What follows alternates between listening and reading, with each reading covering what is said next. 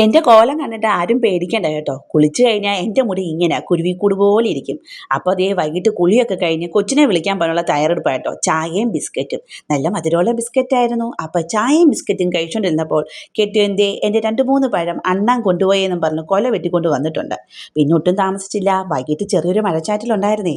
കൊച്ചിനെ വിളിച്ചുകൊണ്ട് വന്നപ്പോൾ അതേ പുറകിന് ഒരാൾ വരുന്ന കണ്ടോ. ഇതിപ്പോൾ ഒരാഴ്ചയായിട്ട് ഇതാ പരിപാടി. എന്നേക്കാൾ മുമ്പേ കൊച്ചിനെ നോക്കി വെയിറ്റ് ചുറ്റി അവൻ അവിടെ കാണും. അവൾ ബിസ്ക്കറ്റും ഒക്കെ കൊടുക്കും. അതുകൊണ്ടാണ് കേട്ടോ അവൻ സ്ഥിരം വരുന്നത്. വന്നു കഴിഞ്ഞതും നേരെ ടി വി കാണല. ഹോംവർക്ക് എഴുതണമെന്നൊരു ചിന്തയൊന്നും ഇല്ല അവൾക്ക്. പിന്നെ നാളത്തേക്ക് കുറച്ച് വിറക് വെട്ടിക്കീറുക കേട്ടോ. ഞാൻ എത്ര പറഞ്ഞിട്ടാണെന്നറിയോ വിറക് കീറുന്നത്. മഴയ്ക്കല്ലേ, വിറകൊക്കെ വെട്ടിക്കീറി വെച്ചേക്കാം. ദേ വൈകിട്ട് അവളുടെ കലാപരിപാടി, രാത്രിയിൽ കട്ടിലത്തേതാ കളിപ്പാട്ടമൊക്കെ വെച്ച് എന്തൊക്കെയോ വലിയ പരിപാടിയാ. അപ്പോൾ വൈകിട്ട് ചോറുണ്ടെങ്കിലും അവൾക്ക് ദോശയ്ക്കകത്ത് ശർക്കരയും തേങ്ങയും വെച്ചത് മതിയെന്ന്. പിന്നെ പിള്ളേരെന്തെങ്കിലും പറഞ്ഞാൽ അത് ചെയ്തു കൊടുക്കണ്ടേ.